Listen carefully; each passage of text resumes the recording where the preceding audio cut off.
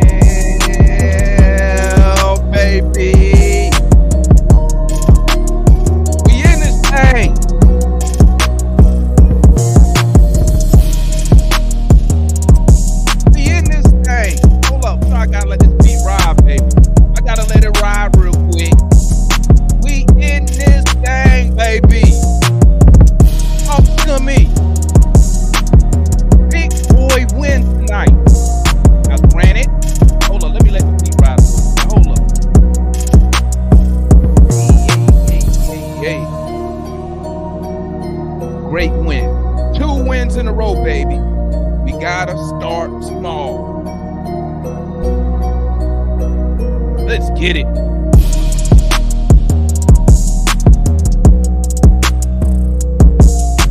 On our way back to 500. Hold up. What's good, family? It's your boy, Damon, back in the building. We Talk Hawks TV. We Talk Hawks daily. Post-game live. Hawks versus Raptors. Big win for the boys. Effective shooting night from my superstar players. Effective shooting from my backcourt. 9 for 17. 10 for 7. That's what I'm talking about. That's what I'm talking about. When we play control basketball, not no hero ball, not nobody trying to do nothing crazy. When everybody just play their role, play their position, we beautiful, baby. We beautiful. Beautiful. Y'all know I dropped that link. Y'all come tap in with your boy. Let's talk about this game tonight. Let me bring on the young homie, the day one. Just in case y'all didn't know, the reason I call analyst day one, when I first restarted my channel back at, what was that? Ooh, last year this time. Analyst was the first guest on the show. Hell, matter of fact, it used to be me, analyst, and maybe like 3 or 4 other people in the chat. And now we'll continue, and my little son right here, and he's younger than analyst, so only by probably about 5 years. So he right behind you, analyst. But let's get started, baby. Let's get started. Shout out, salute to my boys over there, Glow Mavs. I gotta holler at y'all, man. When the Hawks come to Atlanta, I'm trying to get up there to the game. The only thing stopping me is my work schedule right now. But I'm gonna see if I can get to that game. We definitely gonna have to link up there in Dallas, my G. But let me bring on everybody. Oh, and Dwayne P. Yep, Dwayne P. was here. You was here, Dwayne P. I ain't forget you. Let's bring on the gang. We got young analysts in the building. What's up? Let me bring on my guy. This is a real one right here. He a Raptor fan, but he a real one. He here, win or lose, he's here, unlike Raj. Yeah. Raj never show up when the Raptors lose. Analyst, I think analyst, what you like, 16, right? Yeah. I think he lying. Let's go with 15. I think he's lying. Hey, Mike. No, I turned 16 a couple months ago. Okay, young analyst in the bit. Oh, snap. You go get your little driver license now. Okay, young analyst. Let me Nate, coach of the year. Okay. Yes. Wait till Yes. you might want to take that down by the time Nate get here. Well, listen, after the way you guys played today, let me bring on my other guest. My God. My other guest agrees with you. Oh, of course they do. Everybody should already know who I'm talking about. He's the only person who's been riding for Nate through thick and thin. And here comes Gerald. I already know it. That boy we call Ticket up in the building. Oh my God. Nate, defensive masterclass. Wow. Oh my God. Here we go. Wow. And let me bring on my boy Dre up in the building. What's good, homie? What's popping? Good. We're gonna go ahead and get it popping. We're gonna start with analysts. Analysts, talk to me. Tell me about the game. We'll go analysts. We're gonna go Jacob, right? Jacob. Jordan, but yeah. I'm tripping. I'm that, man. That garage my brain up. We're gonna go Jordan next. We're gonna go Nate, then we're gonna go Dre. The same order everybody came on. So let me say my little piece real quick. Complete game. I really have any complaints I make about tonight's game, I'm really just nitpicking. Complete game. Damn, son. Turn the TV on the left, the sound up. Now I gotta walk over to cut it down. But let me see real quick. Let me get my piece out, then I'm gonna go turn the TV. Oh, you cut it off? You can just turn the volume down. But let's see. Only thing I didn't like, the only thing that really stood out to me is, and it's not a big deal, but it might come back to bite us maybe later on in some other games. I don't like the way we close out games. I don't like the way, and the funny thing is that Trae Young and DeJounte, they both do it. They get the ball when it's like two. You're on out. My bad, guys. I hit my little wire. And they hold on to the ball. So, and that irks my nerves. Trae held onto the ball. He waits for the double team to come. I don't know why. Throws it to DeJounte. Double low right there, wide open. Instead of passing it, he looked back at Trae and just hold on to the ball, end up losing ball out of bounds. Small stuff like that, man. But besides that, complete game. We led from the beginning. It was a complete, I ain't gonna say domination, but we just led from start to finish. I don't remember the last time we did that. So salute to the boys. Salute to Nate. Just like if we're gonna bash him when we lose, we got to give him credit when we win. Coach of the year candidate. Yeah, salute to Nate. Calm down, Jordan. Calm down. Hey, I like it, baby. Go ahead, analyst. We're gonna go one more time. Analyst, Jordan, Nate, Dre, Juan, and then Matt. Man, you calling ticket? You missed me. What you say? You calling didn't ticket? call me. I didn't call who? You called him Nate. Then we gonna go. I didn't call ticket. I didn't call ticket. You said you called him Nate. I called him Nate. Yeah, man. Well, that's his guy.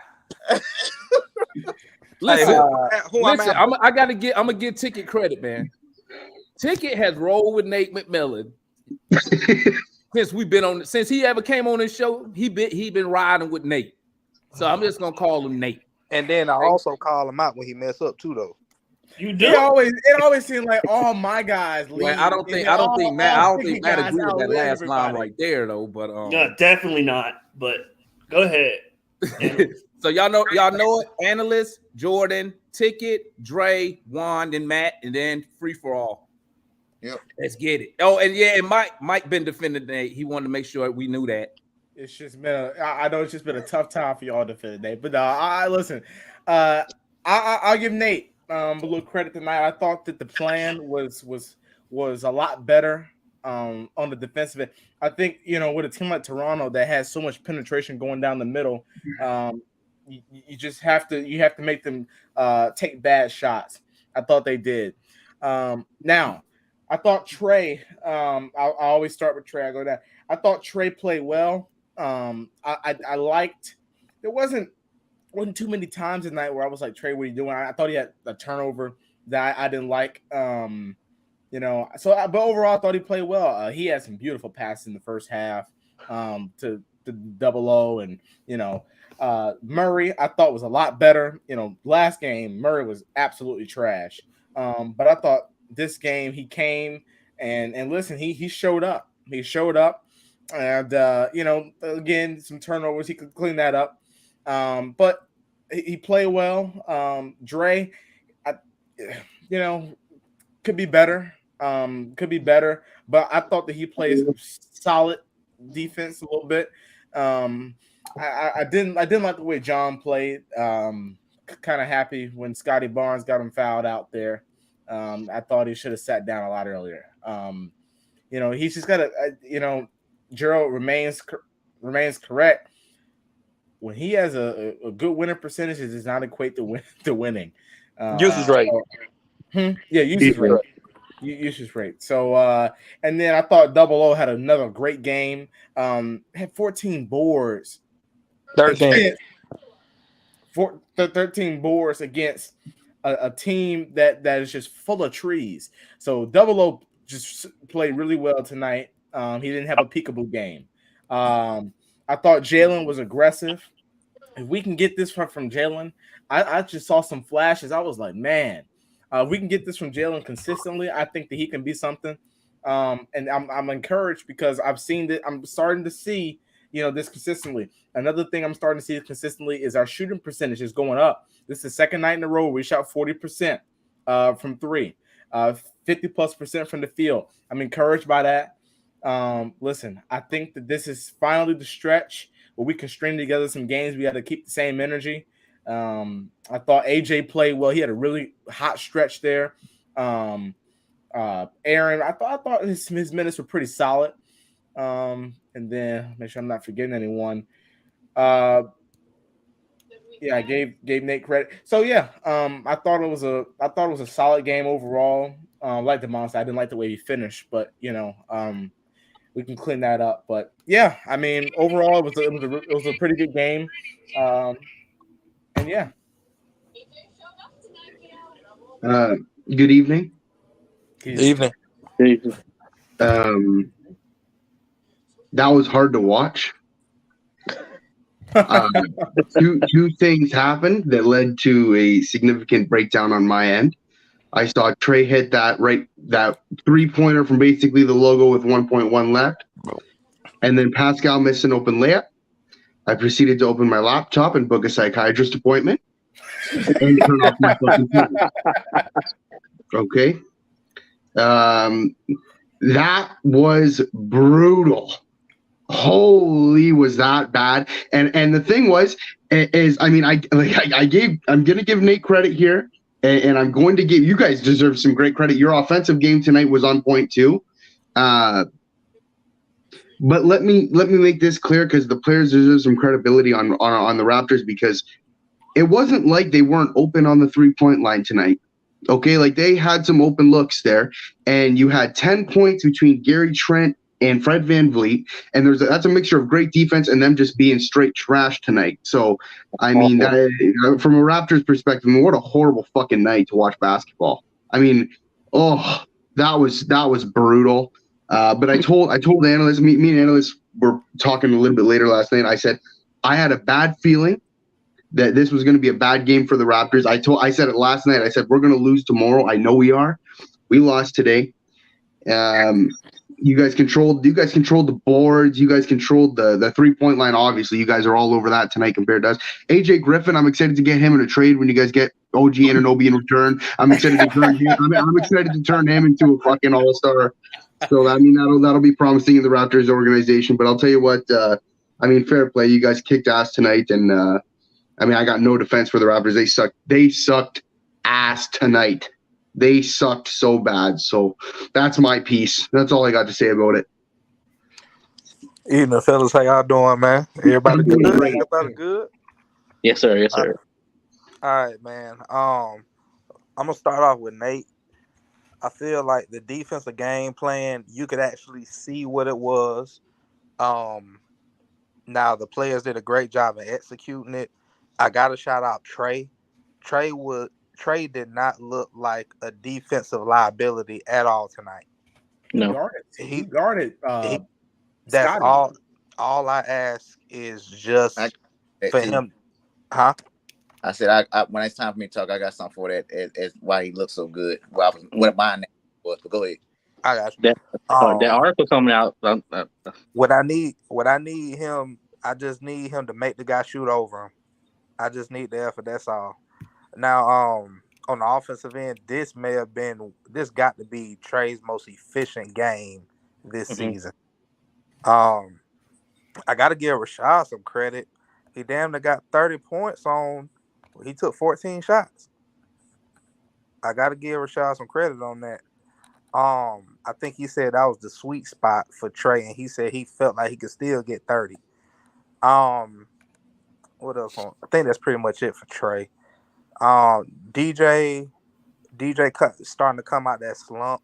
I feel like he was a real big catalyst early in the game. I know Matt talks about one of our Achilles heels, and I agree with it, is that we go on very, very slow starts. We start very slow a lot of times. I feel like DJ was a big reason on why we started very, very fast tonight. Very fast tonight. I got to give him credit for that. Yeah, he had a few of them like bone headed, like, boy, what the hell is you doing? Mm-hmm. But but um he kind of set the tone early on though.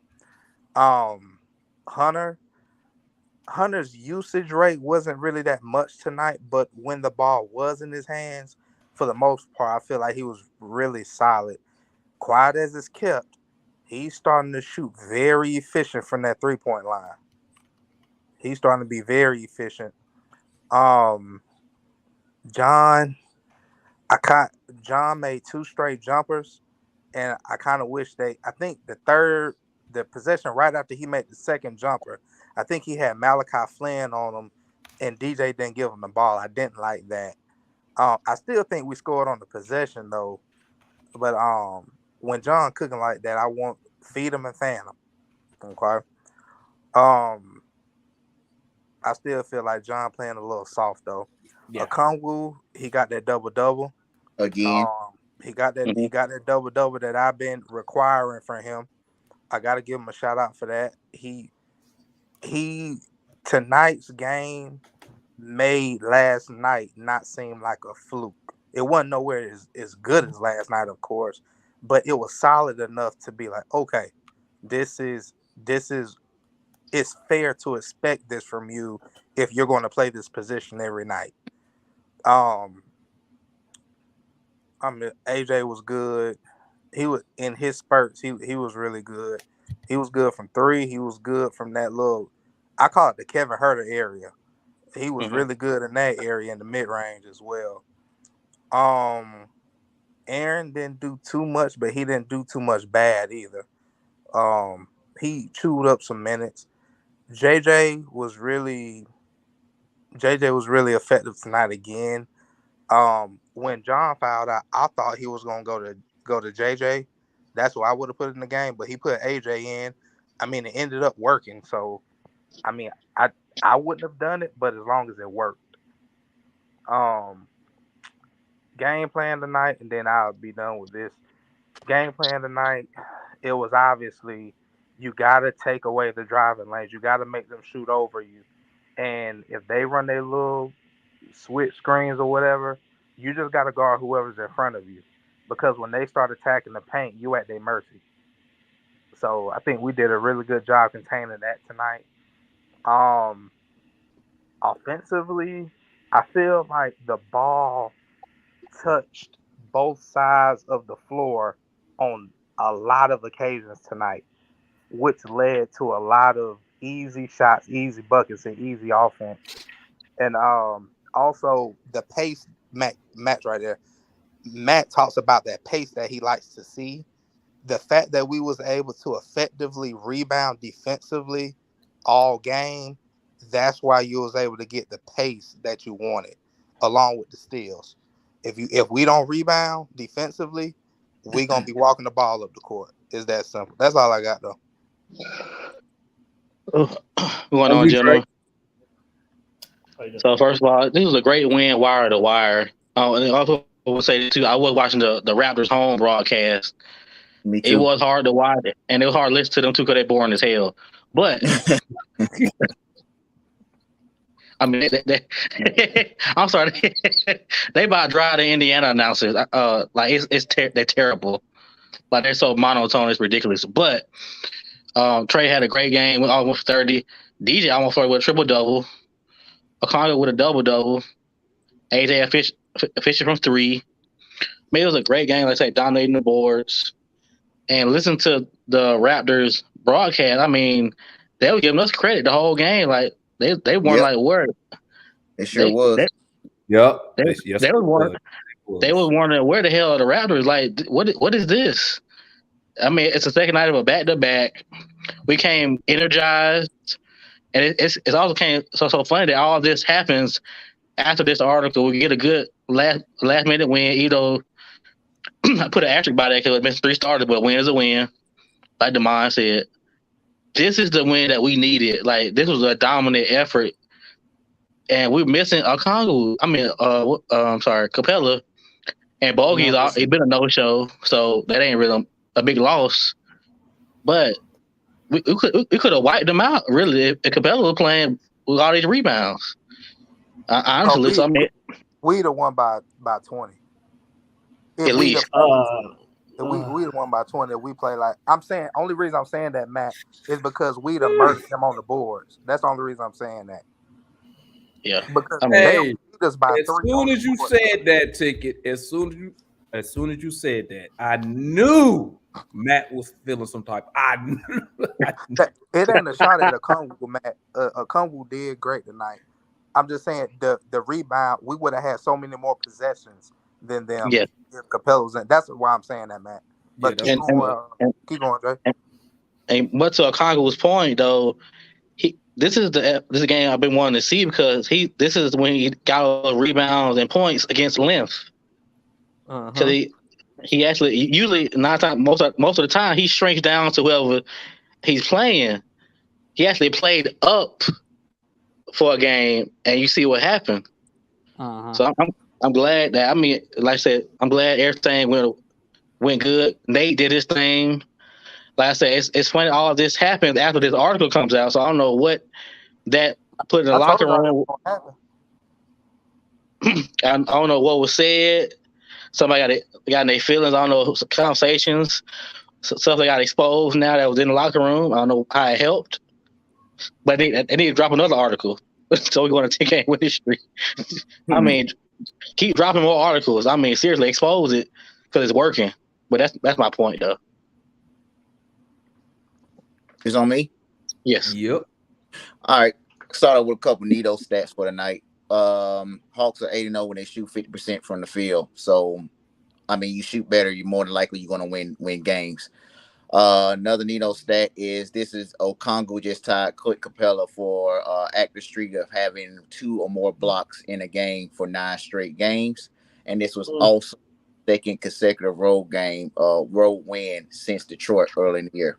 So just a couple of nuggets to throw out there as well to give some insight on where the Hawks have been doing. And I want to give a little love to Okongwu. I know we shit on him a lot, but for the last 13 games, what if I can interest you? And he's averaging 12 and 10 on 2.4 blocks a game. That's essentially what Clint Capella been averaging for the whole year. I know. I just had to throw. I had to throw those things. That's a little skewed. No, it's not. No, it's not. Oh, no, it's not. No, it's not. Gerald, don't mess up a beautiful moment. Gerald, don't mess up a beautiful moment. Hey, read Matt. Say that again, Juan. I was emotional. Say that again, Juan. When we do the free for all, read the room. When you pull the stats from each of the last whatever games you just said, it's the 20 rebound game that got his average over 10. No. Trey Capella. He was already over, Gerald. But hold on. Jerry was already over 10. He was already 10. So, but that man was not over 10. That man just had 5 rebounds bro, 3 I games understand. ago. You're gonna have a couple games like that, but I'm just telling you, over his last No, I got 13 games, he's averaging 12 and 10 and 2.4 blocks a game. All right. I'm not saying he's gonna replace Capella. I agree with you as far as the single most person on the team as far as his role is concerned. Capella does that. But what I'm saying is, in a vacuum, he's doing essentially the same thing Clint Capella is doing. I agree with that. That's all I'm saying. He's doing the same thing, you know what I mean? And in hindsight, it looks like, well, he can't replace him because he's too small. We look at those games, but he's doing the same thing Capella's doing right now. That's that. Also, Gerald, this was Trey's second efficient night shooting like this. Remember, in the Clippers game, he got 9 of 17 as well, and he only had 1 more point and 1 more assist. So he shot the same way he did against Clippers, and that resulted in the win. This resulted in the win. So Trey shoots well, we usually win. Like, who would have thunk it if he shoots well that we win most games? You know what I mean? I know. It's miraculous. Yeah.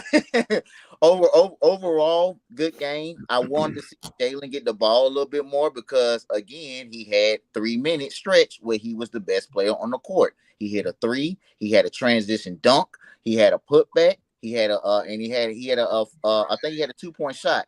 I hate when he gets out of sync, man, because he provided those great energy minutes like again tonight. AJ was miraculous off the bench again. He had some clutch threes, man. So I want to shout out the young players because the starters did their thing outside of John Collins, man. I mean, you have good John, you have bad John. Tonight was bad John. He usually struggles against Toronto. He did have but he did some bad fouls as well. This is the first game we held Siakam under 20 points in a long, long time. And he made him foul out, too. So that was good. Nate. Huh? Oh, my bad. I said shout out to Nate. I was looking at the TV. Yeah. And then my last thing before I pass on to Matt, the reason why I know Trey, he played better defensively tonight, but a reason why he played a little bit better defensively, in my opinion, if you're watching, he had 4 defenders out there on the court one time. He had Hunter, he had Jalen, he had AJ, and he also had a Kongu. So it was a lot of length. I'm sorry, Murray, not AJ, Murray. There was a lot of length out there. Those boys got some long wingspan, so it made up for a lot of trade. If he can recover, or if he got beat blown by, they was able to recover a little bit. So it made his defensive his defensive rating made his job easier. Yeah, it made it a lot easier. So I don't know if people was paying attention to that, but like they had four long arm dudes out there. My bad, Juan. Hey, Gerald, in your words, can he finish? You done? Yeah, I'm done. No, I'm talking to Gerald. You know, when people interrupt Gerald, he be like, "You done? You done, Gerald?" I'm done. My bad. I'm good. Damn, bro, you done interrupted Juan about 5 times. Go ahead, Matt. No, did you finish Juan? My bad. Yeah, I'm good. I'm good. It's on the Matt. Drum roll, Matt. Here we go, Matt. You know what? Matt gonna find before he even start. I'm gonna tell y'all what he finna say. Blah blah blah. Players did this. Blah blah blah. But that's when he be like, but 8. Let's go. Let's hear it, Matt. No, I'm not even gonna mention the coaching staff tonight. Well, I take that back. I am going to mention Mike Lombardi. And that's because people had nothing negative to say. That's why. I am going to mention Mike Lombardi. That was a very good strategy to go zone, like I was said at the beginning of the season in their matchup on Halloween. They should have went zone. Mike Lombardi to be doing his thing, I tell you. In that game. Okay, so I'm not going to mention outside of that. I'm not going to mention the coaching staff at all. So this is about the players taking ownership of the season, not letting the season go down the drain by continuously drop under 500, 3-4 games like we did last year. Then have to spend the whole second half of the year just to get back over 500. So shout out to the players for having the belief and the confidence to go out there and play over the circumstances that's going on. That's well documented. That's one. 2, Onyeka Okongwu, tonight, the last 2 games really has really showcased what his potential can be if given the opportunity. I said it last night, like he's really coming into his own.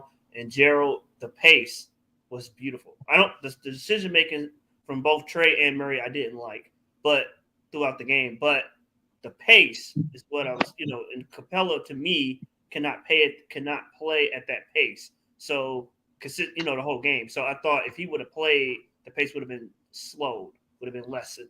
So, but Okongwu, the switching, the perimeter defense, the blocks. I mean, this is what we drafted him 6 overall to do. Hunter, he's back-to-back games. He was due to have a bad game because how well he's been playing since he got back from the injury. Jalen, this is what I've been talking about since we drafted him. Again, the ball handling, the playmaking, the pace, attacking the rim. Finally, he's finally allowed to do what he could do. And then AJ with the shooting. I thought defensively he wasn't great, but that's why I was wondering why Nate put it back. I'm sorry. I was wondering why the coaching staff put him back in the game at the end because he's not a great defender. But overall, solid win. Get the season back on track and try to go for 3 in a row against Miami. And that's what's up. Hey, I got a question for y'all.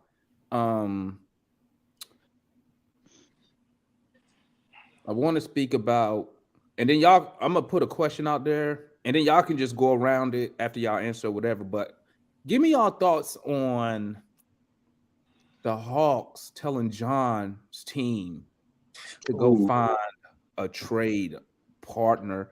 Y'all give me y'all thoughts on that. Here's my quick thoughts. I think that's very classic. I think that's very unprofessional. Oh. And the reason I say that is this. This is why I say that is because y'all know when you follow pro sports, those agents, they talk. Those agents help players go from team to team. So when you tell a player well, basically the agent, hey, go find a deal, to me, that's unprofessional for a player you drafted and you developed for the past. How long John been here? 6 years? 7 years? Yeah, 6 years, yeah. I would have liked for us to show a little bit more, be a little bit more classier. Maybe that's something, if you do tell them that, maybe you don't put that out in the media. Maybe that's something you try to keep internal. But who knows? Maybe John's team leaked that shit. Who knows? But once again, that information destroys his trade value, which is probably already low to begin with. I was gonna say, Damon, that's the biggest thing with that, right? Like you guys are hoping to get something for this guy. We just keep destroying his trade value. So now everybody who didn't know, now we don't. That means you don't even want the player. When you tell a player go find his own trade, you don't even want the player. So what does Landry and Nick think they're gonna get in return? Nothing. Nothing. What's your thoughts on that? But I don't think they want anything. I think if you listen to the read the different reports, listen to the different reporters that report on nationally. Matt, is that a smart move? You don't want nothing. I think or something minor in return. Well, I think they're viewing, or at least I don't know long term. I'll say this season that consistently they're saying, internally they're expecting Hunter to play the 4. So if that's the case, then I really don't need anything for John if I already got a 4 on the roster. Right. And especially if you use Hunter the way they use John, where he spots up in the corner, shoot threes, and attack closeouts. I mean, that's pretty much what he's good at. So, but watch this, Matt. Real quick. Let me ask you one more thing, then analyst. We're looking at John as he is performing in Nate's system, whatever you want to call it, with Coach Nate. Are they, the front office, are they looking at the position that John plays and like, yo, we're going to get rid of Nate at the end of the season anyway. So how do we know that John will give these low numbers with a new coach in a different system. Maybe a new coach utilizes a John Collins differently than what Nate McMillan is doing. So are they so why wouldn't you want something in return? I just that don't make sense. Well, what I mean nothing. I mean nothing at that position. I don't mean nothing in general. I mean nothing. Well, I'm just talking about the return. So I don't care what position they get, just the return. I do think they're going to be able to get a return. It's just not going to be at the 4. It's probably going to be at the wing or a backup point guard. You know, I do too. I do too. We have to look at John in his totality, man. What is John? John is basically a tweener. All right, like I said, he's too light to be a power forward, but he has to play power forward on this team. But he's also not skilled enough to be a small forward. So he's a tweener. He's in between. You know what I mean? He can play somewhat of positionless basketball to an extent, meaning you can roll him in at the 5, you can play him at the 4, and if you need him to play 3 to 5 minutes at the small forward position to do so for a catch and shoot, he can do that as well. At his peak, John is probably a 17 to 18 point per game. I say 16 to 18 point per game player who can get you 9 to 11 rebounds, 8 to 11 rebounds a game. You know what I mean? And a steal and a block here and there. He plays great weak side defense. I give him that. But John is extremely small. I mean, you watch how Scotty Barnes and OG and all those guys push him around in the paint, Siakam. Like, it's very evident. So he's going to go to a team if we do trade him. He's going to go to a team if, you know, that's going to utilize. Miami will utilize him very well because they can move around, have him playing defense, and get him spot-up shots. The Warriors can use him really well. I think if he went to the Warriors, they will unlock John in a way that we couldn't have unlocked John or seen it. Like, how is he doing this so well? You know what I mean? There's those 2 teams that just came out the top of my head that can use. Oh, Chicago as well. I know Chicago needs a power forward bad because what's his name? Patrick. I can't think of his name now. Yeah, what's that? Yes, Williams. Williams can't do what John do from the field. He's just as athletic. He's strong, but he can't shoot for shit. And so John would come in and fill that void for them while they run their three guard combo and have Vujicic and JC right there. So those are 3 teams that can utilize him and they can make a lot of noise. Brooklyn's also another one. You put him with Kevin Durant and put Ben Simmons at the 5. That's hell to guard, man. That is hell to guard because Ben can't shoot, but Ben can take the ball and he can push it and he can also guard most centers in the league too. And that's just hell to guard, man. So at his peak, he's those numbers, and you're not going to get the return that you thought you was going to get for him, man. Also, they're trying to get up that $25 million a year, man. That's a big number right now. When you got teams that's trying to not go into luxury tax purgatory, or also just trying to keep their tax down. Okay. So. Go ahead, Gerald. Go ahead. Okay, I'm actually on the other side of this.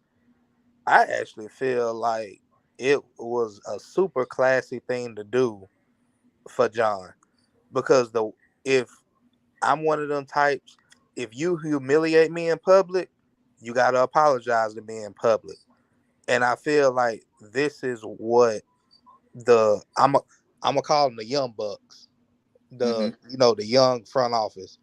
This is what I feel is their way of apologizing to him, because it could be easy to send a player to NBA purgatory, but send them to a sorry ass place where it's the land of the abyss and your career just go to die. You know, it's easy to send somebody there, but now you give John the ability to really take control of his own future. And I really like that for him. Now I do understand the other side. I do feel like it's 2 ways of it. I'm not looking at it from the business sense. I'm looking at it from the sense of y'all humiliated me for 3 years, dangling me like I'm a prop, and then y'all couldn't even get a deal done for me or whatnot to get me out of here. If y'all don't want me, just let me get out of here. So now that the new people have taken over, okay, boom. John, I know we've done this to you. Not me. I'm Landry. Not me per se, but people in my position have done this to you, and it is a part of the business. But I want to extend the olive branch so you can at least leave this experience on a high note. We're gonna let you pick, try to find wherever you want to go. We'll try to accommodate a deal to get you there. I feel not dissimilar what the coach did with Matt Ryan. I mean, what the Falcons did with Matt Ryan. yeah. The Falcons shot themselves in the foot with that one, though. Matt Ryan was a little bit different because Matt Ryan was really out the door because they thought they was gonna get Deshaun Watson. I'm talking about when it fell apart. Oh, I got you. Yeah. So that's pretty much the same thing. Y'all can correct me if I'm wrong. I've never seen it done with basketball. Me either. But so I feel like one of the things about the young, like I said, I call them the young bucks. They can bring a new type of style of being a front office, and I feel like this was one of the innovative ways that only youth would even think about doing, at least in basketball. That's something. So would you say that is a new innovative way as we move forward to more player empowerment to be able to discuss and facilitate your own trade instead of not having management all in your hands? I feel like depending on the player, I feel like they owed that to John because that's not player power, bro. I just want to know how is this not tampering? I just want to know. That's not player power, bro. Because at the end of the day, guess who got to approve the deals? The league still got to approve the deal. So if it's a deal that's not in favor of the team, guess what? They're gonna say no. You got to go find something else. So basically, what they're doing, they're being lazy. To me, this is lazy front office work. I don't think that's lazy. I feel like Travis couldn't even get rid of. Watch this. What we need to be doing, if we're gonna trade this guy, first of all, they need to be looking at disgruntled superstars because John make $25 million. Okay, you can take John contract, package maybe some other young talent if there is a disgruntled superstar. The next thing they need to be doing is they need to decide: is this team, are we competing? Or are we going to lock? What are we doing? Because that dictates what we need to be getting back in return.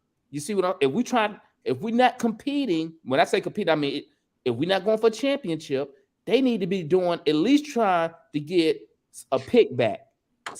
Since we gave up 3 picks to get Murray, try to get a pick back. If we're trying to make a run to the playoffs and in the playoffs, we need to be shopping John Collins.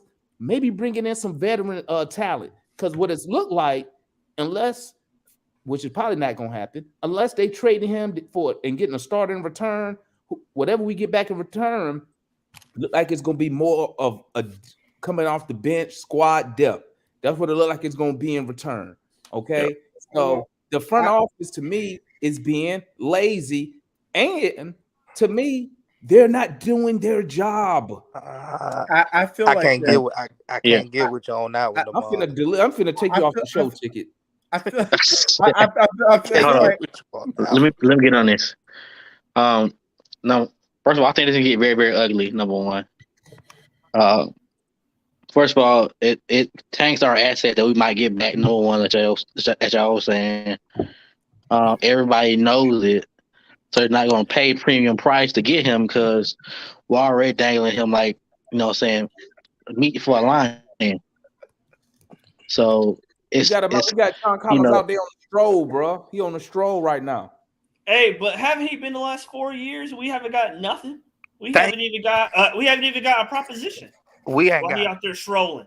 No, you have got a proposition, but you have Travis Link who's saying, I'm not taking garbage in return, but I bet these 2 dudes about to take some garbage in return.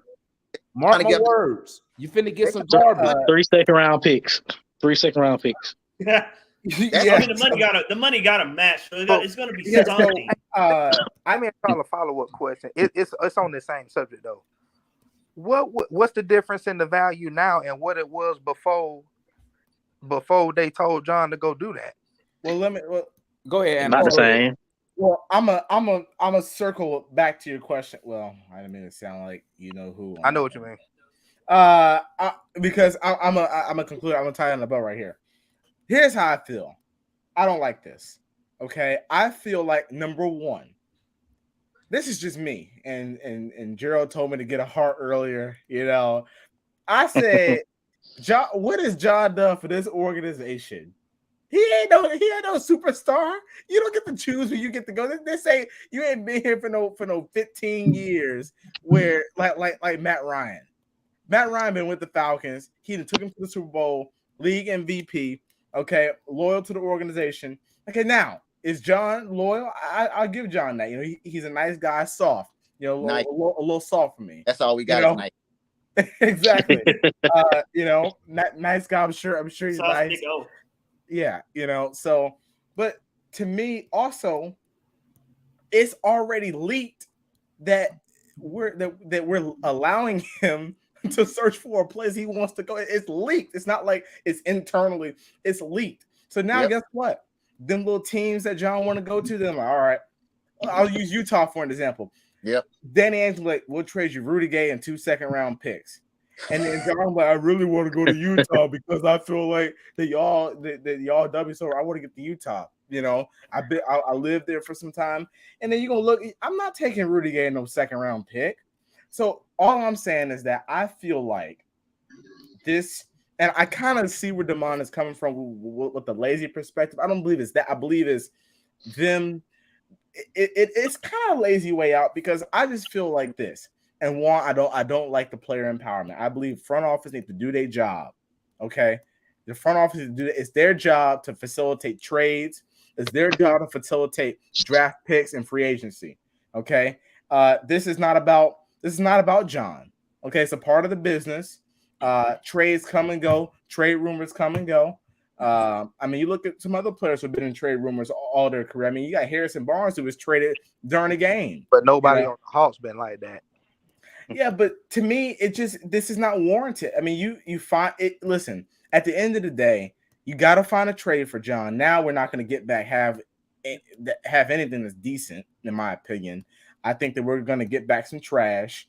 Go get that anyway. No, I don't think we're going to get because now. If we were going to get that anyway, then we're going to get back garbage truck juice now because I'm telling you, the leverage is gone, Gerald. When the leverage is gone. That's true. I don't want to sound like. Listen, I said, I like John. I like John off court, on the court. He's just as soft as ice cream. That's been sitting out for a couple of days. So you know, I listen. I can't get behind this. I can't get behind this. I really can't, you know. I just feel like this is not what's best for the organization. Hey, let me say this too: the second round pick will be for 27 and 28. So. Oh my! It sounds more like. And Andre, it's gonna be protected too. It's gonna be a protected second. It sounds like a progressive philosophy versus a traditional philosophy. I feel like that's probably gonna be the debate with this front office. Go ahead, man. I'm really shocked that you're on board with this. I'm really shocked. I'm gonna back up a little bit when I said player empowerment. All right, 2010, nobody was ready when LeBron James said he was gonna go join Miami Heat. It was unprecedented, man. You know what I mean? He just said, "I'm going to this team because they give me the better chance to win." Next thing you know, players have the empowerment to go to any team they want to when they're free agent now. No more stranglehold from owner management, from owners. No more Kobe saga like we saw before. None of that no more. That's number one. Why I say it's a player empowerment because one, if John says I want to go to such team, aka the Bulls have interest in John Collins as well. Here's what we're gonna scrummage up. Now we start talking, or just throw out 2 to 3 teams. It's player empowerment because you're picking the team you want to go to, and there's common interest from said team as well, and they have players you like as well, and you're willing to make a trade, then you've just empowered yourself. You've empowered players now to like, I don't like my team, more. They keep putting me in trade talks or whatnot. I want to go to this team, and this team has the same interest in me as well. So now we maybe can construct a deal. It's a new unprecedented wave. And y'all say the front office is lazy. Well, you just said they're gonna be collaborative and they're gonna work to one another and let the players, in the front office talk together. It's not traditional. You know what I mean? And we as people, we have a hard time of breaking away from traditional things because that's the way it's always been. And then when something new comes in and you don't like it and it works, you know what I mean? Was like, that's not how it's supposed to be. So I say, let them find his team. Let them find his team. And if there's a team that we've been eyeing to and we have common interest in it, and we're going to get back, you know, somewhat of a deal that matches what we thought we were going to get for John Collins with another team, take it. That's my thought on it. My issue with this whole thing is, why is this happening 2 or 3 days after this whole new ownership or this whole new, you know what I mean, general manager situation came about? Like, why can't you guys just try to do your job and make a good first impression on Hawks fans in general, rather than just making this agent and this player do all the work? I don't like that on the outside looking in. Like, that's the part that doesn't sit well with me. Is the least you guys can do is try, and you can't tell me you have, because you haven't been in the positions you guys have been in for less. Like what are we talking here, analysts? Less than 2 weeks now that they've been truthfully in these roles, right? And we don't know how long you. When did Travis? What you say? Well, they said Landry would run the Celtics off season. Well, yeah. I just don't think they've done their due diligence with shit. It's more of, from what I read, it's more of, hey, John, we're about to trade you to a transition team. If you don't like that, you're free to go and find somebody else who wants you, you know, and and they'll come back, call us, and we'll be able to find something that's more agreeable. Because, no, I got you. But I can see John Collins being a good piece somewhere else, though. I could see him being a good piece somewhere else, putting up good points on the board. My biggest issue is we have no leverage in this. We don't. Right. I think consistently you've heard that the price is too high. Teams like John, but they think that he's a good player. He's not a $25 million a year player. So the trade offers that you have got back the last 2 years represent that he's a good player, meaning he might get back a good player and a pick. That's what good players go for. So John not be the only more than that. Yeah, I don't understand the difference in what there was no leverage to begin with, because Travis has been trying to get off of him for the last 3 years. But if this was a different player, then I would be like, Gerald, you're telling me that if you're the Pacers general manager, and it's already been the article, not saying that you, the GM read it, but one of your guys brought it to you, said, hey, John wants to come here, and they're allowing him to pick a spot. You're telling me that you're going to offer something close to decent? Analysts, what I think y'all are missing is this. And I'm not saying that we need to get back this king's ransom. I know what you mean. Y'all, y'all would be right if this was the first time ever that John was put on the trade block, and then we say, John, go find where you want to go to. Then the leverage is gone, bro. The leverage already at zero. It's been not a shot at Travis, but Travis already shot it down to zero before this regime even took over. Travis ain't shooter to zero. I just don't think Travis. I don't think Travis. I think the offers were. I think the offers were trash, and Travis didn't want trash back. I think Travis. First of all, I don't think Travis wanted to give him that. I don't think Travis wanted to give him that contract anyway. So shout out Tony Wrestler for that bullshit, because I don't think Travis wanted to give it to him. No, he in the position. Like this, that's why I'm saying Travis. I'm gonna say it like this: at the end of the day, what those two dudes need to understand, Mr. Nick and old Landry over there, what they need to understand is this: you do not in the NBA give up good talent just to get off of them, because you or your coach can't put this player in a position to be successful. Okay, we know he can be successful. We already seen it. He already proved it when the usage rate is there. But these dudes, what their problem is this: they just want to get off they just want to get off of John, okay? Instead of being professionals and keeping your shit in house, okay? I don't care what was leaked last year or this year or year before that. That's mute right now, because guess what? Even though I could want to trade somebody last year. It could be a completely, totally different scenario. But who leaked it? Huh? But who leaked it? Bro, let me tell you something. To be honest, I'll tell you this is my theory. I think that Nick Wrestler and his band of goons leaked that information and was trying to set Travis. I think they were trying to set Travis up for failure. That's what I really believe. You talking about last year or the year before that? Which one? I'm talking about all of it, man. All of it. I think they the ones behind it. But this is my point though. Y'all really have faith in dudes who's never been in these positions. And let me tell you something. That's what I said. This stuff happened all the time. They ain't the first ones to tell somebody to go find a deal. The Suns told Jay Crowder that same shit. They told him that shit. That's why he's sitting at home. He ain't even with the team. So even in Atlanta last I saw. This shit happened all the time. So these two dudes are not innovative, bro. They're being lazy because they don't want to issue by trading John for 2 second-round picks. They don't want no heat. They scared to do their job, and that's the problem we're gonna run into. It's my issue now, but I'm gonna tell you right now, it's gonna get worse. Mm-hmm. Yeah, it's gonna get worse. Right. The worst thing is you get rid of the leverage. You know what I mean? So here's the thing. Here's why it doesn't make sense for me. John Collins, right? Though he's not been playing up to his contract is actually valuable for you guys in this position if you guys were to manage your assets correctly, because if you guys want to go after a guy in free agency, you need to have some money that goes on the other books to get these players back. Do you know what I mean? So I don't understand it. I don't understand it. So hold on. 1 second here. Because you guys could go after a valuable piece like a Jay Crowder who's making over 10, and you could go after these guys, but you need the contracts to move it. So allowing him to pick where he wants to go, right, is going to basically force your hand into what players you're getting back, if any, and that's stupid as hell. Because if you guys were to play your cards right, you could pick the players you want to go after and match contract for contract. Like the Suns would be stupid not to try to make a trade for John Collins in return for Jay Crowder right now, because Jay Crowder is not doing anything for their production. John Collins could at least do that on a night-to-night basis, right? So that's what I'm saying. It's stupid. So they don't want John Collins' contract. They don't. I think that's the problem. You have to move pieces.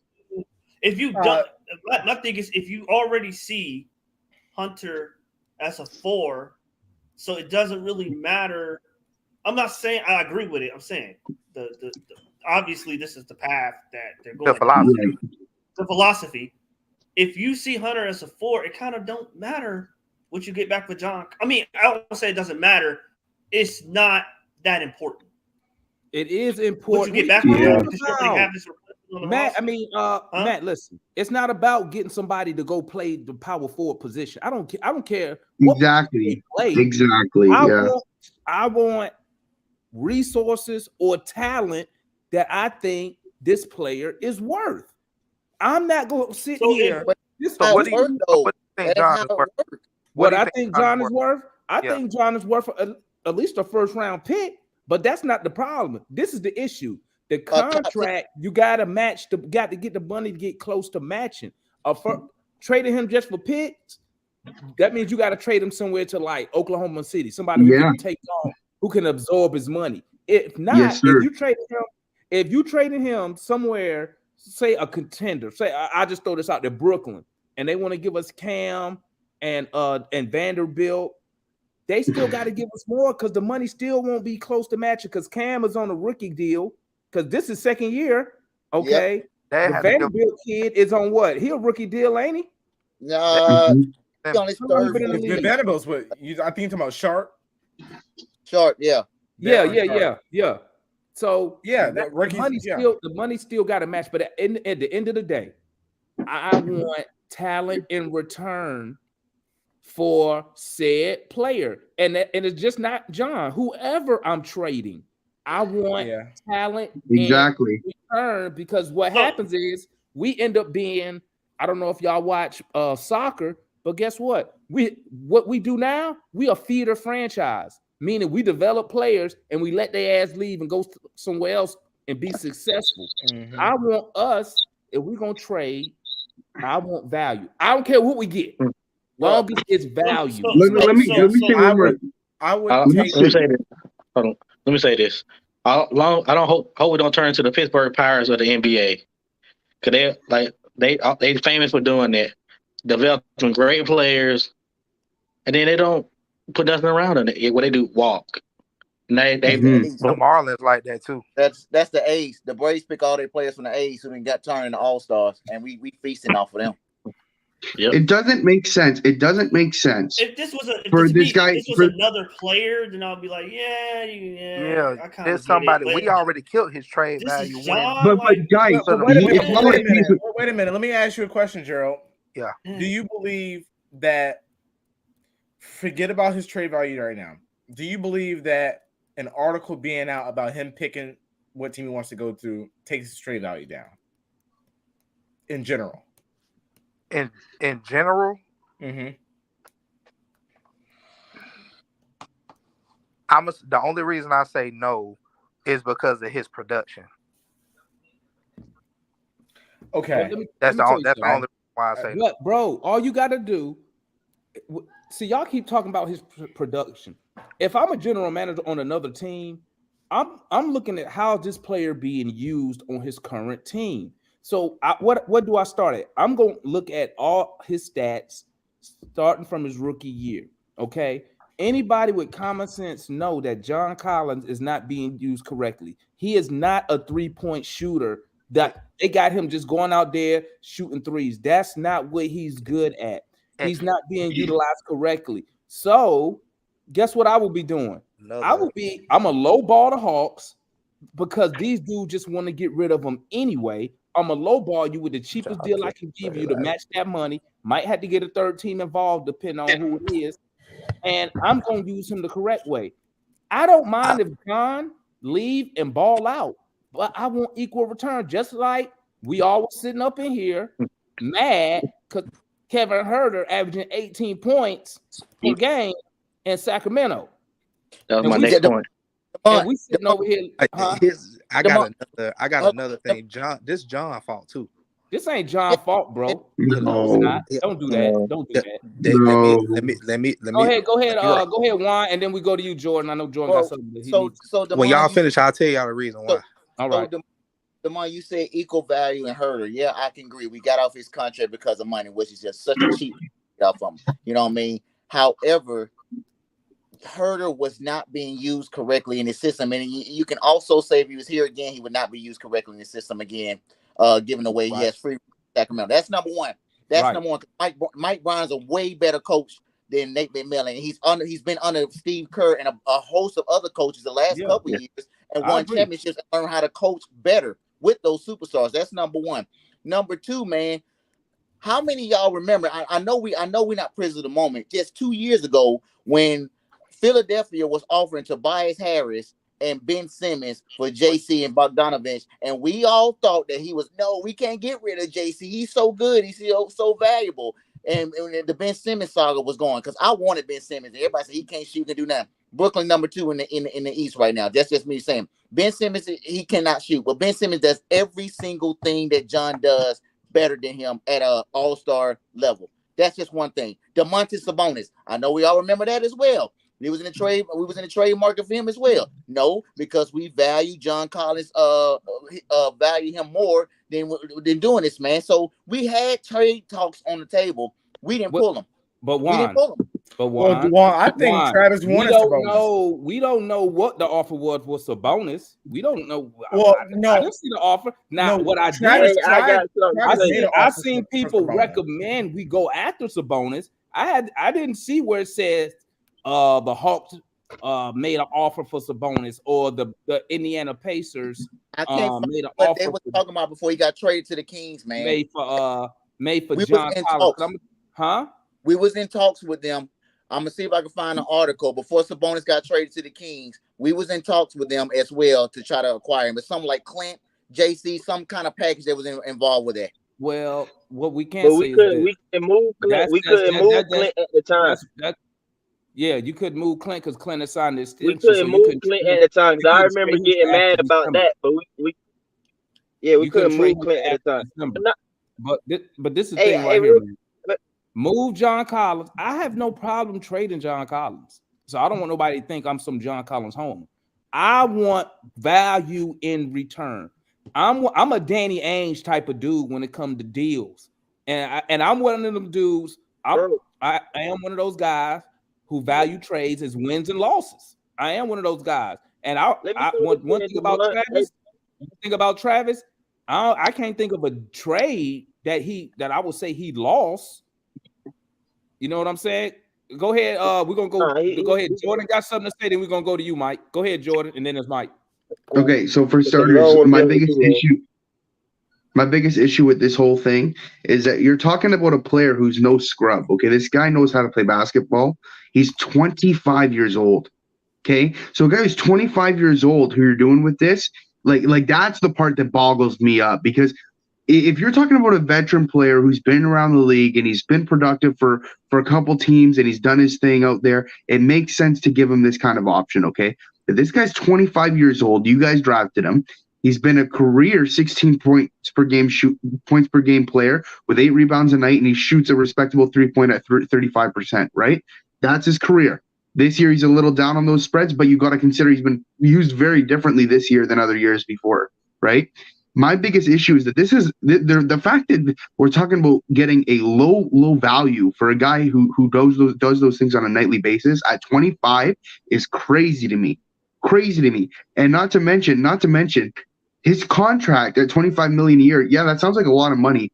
But if you're looking at what the max contract is right now and how the cap is continuously going up, that in another 3 or 4 years, that could be what a role player makes in the NBA is 20 to 25 million per. So my thing that I don't understand is how the value is so low that they're like, hey, you go find a team and we'll lock our hands down when you're 25, and we'll just go along with it. That's the part I have a big issue with, because this is a guy who's young enough that he can take another huge step over the next couple of years and be a great piece on a contending team. I could see him being a third player on a third offensive weapon on a championship team. I don't know if you guys are with me on that. Maybe a fourth, but I'll say this: he'd be a cool starter on a championship team if he progresses a bit. So I don't know. I just think he's being utilized really poorly, and not to mention he's been a 16-point per game scorer through his career, averaging less than just under 30 minutes a night. Not that's not a per 36. His per 36 makes him closer to 20 points a night. My other thing with that is this. Sorry, I know I'm going off a little bit here, but here's another thing, and this is why I kind of agree with Damon here, is if you guys are going to give up a guy who on a per 36 averages almost 20 points a night, where is that points coming from on a trade in return? Based on how low this valuation is coming. Because you don't want to lose, okay, you don't want to lose 16 points a night and replace that with nothing, because that's 16 points that are going to have to be made up by somebody. And my thing is, I like Jalen Johnson and I like AJ Griffin, but there's one fundamental issue with both of them, and I don't know if you guys agree, but this is just what I've seen the last couple of nights. I think AJ Griffin is an awesome offensive weapon, but I still think he has strides he needs to make on the defensive end to fit in on a consistent starting basis. Jalen Johnson, he's got that length and he's cool on the defensive side of the ball, but he's inconsistent offensively. Is that pretty fair to say, analyst? Would you agree with that? John can't shoot. John's 35%. He's a 35% shooter. Well, not this season, but first career, he's a 35% 3-point shooter, and he can't shoot because he's now being forced to be a volume shooter. In my opinion, who said John Collins can't shoot the ball? Who said he can't shoot? I said he can't shoot. Are you crazy? You better go look at his numbers. From the mid range, he can shoot, but anything outside of the mid range, no. Bruh, go look at his shooting numbers. Besides these threes they got him shooting this year. That's my point. He's almost a career 40% 3-point shooter. This is only year shooting under what are you at now from the field? I think he's this year. He's never shot that low his whole career. What you mean he can't shoot? And you want to know why he's not low? Demond, it's because they're putting him in these spots. You want to talk about somebody who can't shoot? He can't shoot. I couldn't hear who you said, Demond. I said you want to talk about somebody who can't shoot. Trae Young can't shoot. No, I agree with that. But here's the other thing. You got to go look at his numbers, then come back at me, because that's bad. I ain't gonna let you sit there and lie on the man. Hey, I think we've been prison Look, man. I got one thing or one question. When John was playing his best, what was the number one factor? Well, what was the number one off the court factor that led to him playing his best? Think about his best year with the Hawks or his best stretch with the Hawks.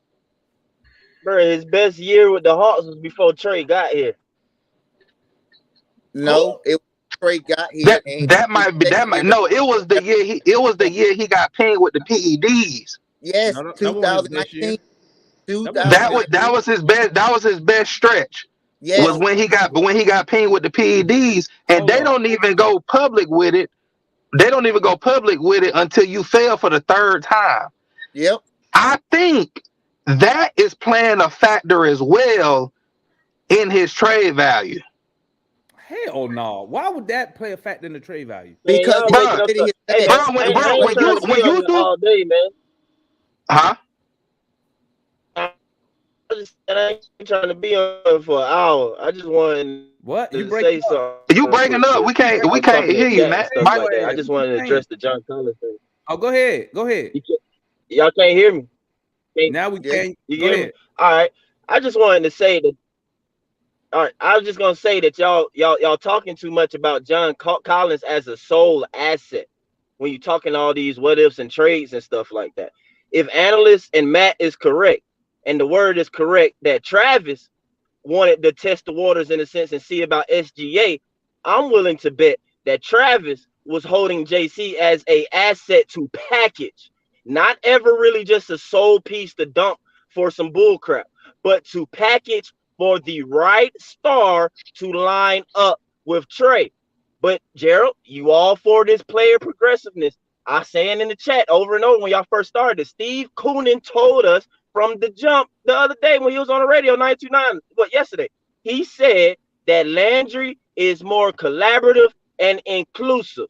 Basically, Travis, you call it old school, whatever. Travis does his job. I have a plan. This is what we're going to do. You're an employee. You're a piece. I'm going to do what I do. Simple as that. Landry, yes, he's a player. He's a former player. Somebody brought up the Suns and Jay Crowder. Well, the Suns have a former player as a GM as well, and he's young. Okay, James Jones, so my thing is, what I hear right now though still is inexperience trying to lean on experience for their help or their job. Like, to me, that's a little weird. Like, how about you stay in an assistant role until you're truly experienced or something like that? That don't make sense to me. But again, we go back to it from Trav track record and stuff like that, and seeing the way he did move or whatever thing, and he wouldn't just do something just to do it or whatever. I'm willing to bet that his butt was probably going to package John Collins, a bogey, them 3 first-round picks, and maybe something else to try and go and get SGA. But due to our luck as a fan base, Trae Young didn't meet SGA at the All-Star game and become friends with him. So that player involvement, Trae became friends with DJ. He went to Nick, player involvement, and said, hey, let's get DJ. While the real GM was trying to make a real move that would put it like, again, I'll reiterate this again. What I believe as is, we are a 6 seed at best. We still got work to even get there. But that's why I believe that this team is at best, looking at the rest of the East landscape. Now you get an SGA. I mean, I'm just saying a lot of stuff can probably happen. You swing other things, you get other role players and pieces in here. You might still have an AJ. You might still have Kevin Huerter here. If you move, like I said, the both you depend, and also too, they moved Gallo. So hell, Gallo could have been going to OKC. It could have been JC, Gallo, and Bogey with 3 first-round picks getting shipped to OKC for SGA. But player involvement and new young players and new young and all this stuff and buddy friendships sent the direction a different way. And Travis just nicely, since he's not gonna blow stuff up, he's probably gonna come out in a year or two and actually open up about it, what went down, and we all gonna be like, dang, you know what I'm saying, or whatever. But right now he's being professional, and they all professional behind closed doors, shook hands, and agreed to just go separate ways. We'll call you when we need advice. Bruh, if I was Trav, like, bro, don't call me either. You want these inexperienced fools running stuff, let them run things. Don't call me for nothing. And they gave me That's money all. I already listen, y'all. too. Just wanted And to they know gave that. me money. And to piggyback on what you said, Mike, I've been telling people that. I've been saying this. I've been saying he made 25 million. I've been telling people, look at his contract. You wait, and I always say this: a disgruntled star, because they're easier to trade for. You take his contract and you package it. I've been saying that I don't know how long. Was I'm SGA sorry, but the disgruntled? Thunder, Was the SGA Thunder got a disgruntled? lot of assets, man. Bro, the We would have got Thunder, Yes, more than Gerald. SGA. the You would Thunder, have got Yeah, he was. hey, SGA and Gerald, another He good was. young Okay. player, bro. hey, makes Gerald, sense. I tell you, Gerald, the Thunder they was thinking about moving SGA because they was gonna run with Josh Giddey, the dude who just Giddy nice. the dude who just got From Gonzaga. yeah, you got Chet, Chet, Josh Chet Giddey, Holmgren. Lou Dort. They was gonna run with those guys, and they was gonna move SGA. That was word already out was there. they would That was move him already for the out right there. amount of picks. And that's what I'm saying. Don't trade John Collins for just anything just to get rid of him. That's stupid. Jamal, I agree with that, and Mike, but that was, to me, that was over the summer when his value was still. You could point to his points but now you want the other team to do the work and say, well, in the right system, he can average this, and look at his numbers using this usage rate. To me, if I'm another team, why would I? I mean, I get that, of course, but why would I help you out? What's gonna happen is the other team, what you're gonna get right now, because somebody on the Hawks can't keep their freaking mouth shut, you're gonna get a whole bunch of teams lowballing. So what I'm thinking is the Hawks, because analysts, I'm about to say analysts, because Landry and Nick don't know what the fuck they doing. They want John's agent to do their job, go find a deal. But the problem is that the agent can do whatever he wants, but Nick and Landry still gotta agree. That's why it don't make sense. They need to be doing the legwork, so that way they can make a deal. Wait a minute. This is why I feel like it's gonna go bad. Isn't the agent job to do his best for the player, not the Hawks? No. It's the agent's job to do what's best for the agent. No, the agent worked for the player. The agent gonna find a deal for his the guy. agent do what's best for the agent. But how does the agent get paid though? That don't always align with what's best for the players. All I'm saying. That's all I'm saying. The point I was trying to make was, I want what's best for the Atlanta Hawks. And if you go back and you listen, and this is why I kind of feel that what y'all was saying about Travis is very accurate. Go back and listen to when he spoke about the Cam Reddish trade. Travis said, this is what he said. He said, I told the team yesterday about the trade, blah, blah, blah. He said, but it's not my job to do what's best for that player. He said, I have to get back what's best for the Atlanta Hawks. He said, we had Cam Reddish value, set it what we had it at, and we felt like we got a return that made sense for us.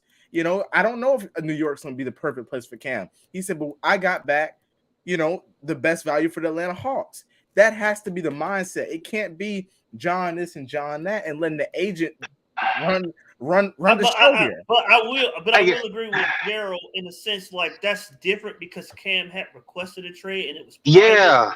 This is different. And nobody leaked it. Bro, it didn't get leaked until once the deal was done.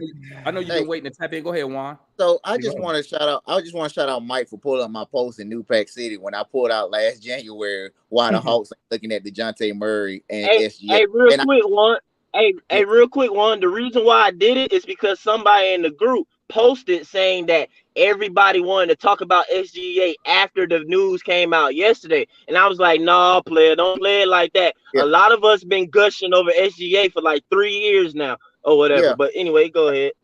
So when we was going through our stretch, remember this is when we was in the midst of the 7-game winning streak to kind of like turn the season around in January. We was in a similar position where we at right now, where we still was down, we was under 500, and we end up having to play in. Dude, I wanted DeJounte Murray or SGA then and there. Like I thought like we had the assets there to go make that trade for SGA or DeJounte Murray, man. And lo and behold, we did get DeJounte Murray. And just like Mike said, man, where was everybody saying saying we should go get him or whatnot? And then even some people in the group was like, that's a stupid trade. That's like trading the double O. That's like trading Trey Young. And lo and behold, we make the trade to get DeJounte Murray because of the players talking to one another. But for me, just staying with what we're saying right now, if we would have kept Gallinari and a Bogey, and just like you said, a JC, and packaged the man for SGA, that would have been the better trade, I think, in my opinion, but based on what he's doing in his trajectory over DeJounte Murray, because we can all agree that SGA is probably the better player than the DJ, and I like DJ.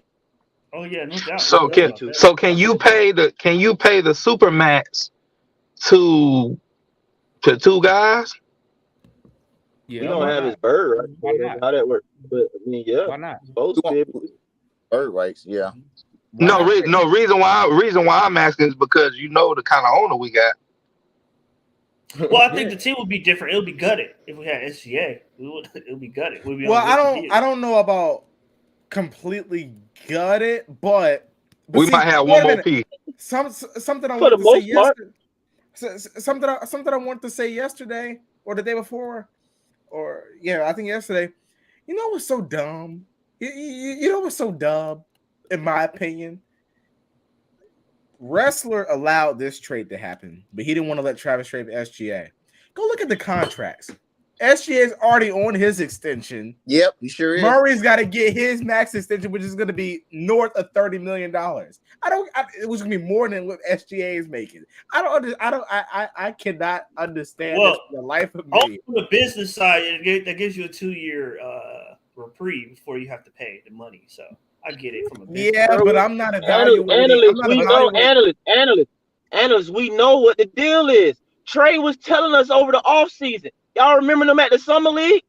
Yep. Trey was talking highly of him and DJ's relationship. Trey and DJ became friends at the All-Star game. Trey, from that point, went to his friend, Nick Wrestler, and said, I want DJ here in Atlanta. So then, therefore, that trumped everything. That trumped Travis' plan. That trumped any and everything. It's just not our luck that he didn't become friends with SGA. Like, what the hell? I wish he would have run into SGA and they became friends. Like, I don't know what happened. Hey, Mike, say that again. Who did Trey go to? He went to his friend. That's what he did. He went to his buddy. Bro, I ain't know this man was picking him up from practice, bro. What the hell, y'all? Come on, man. Like, I don't know, bro. That's just wild. All I know is the new regime 2-0. Come on. Hey, like I told Eddie, the new regime did not start yesterday, bro.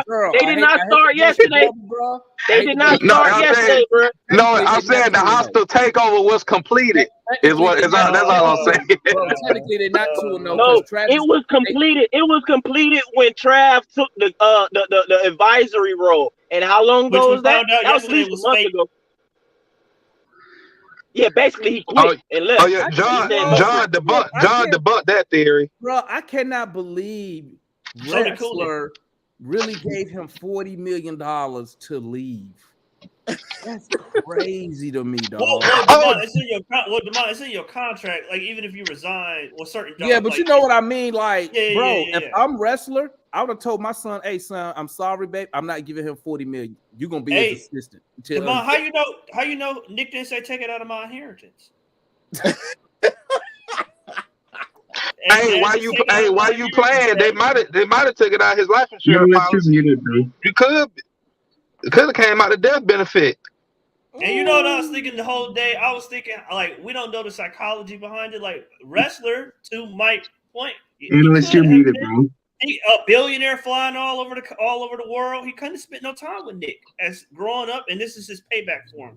He buying him a toy, and it just happened to be a sports franchise that's a public entity. That's I ain't gonna go that far, man. God damn. I like that speculation. Damn.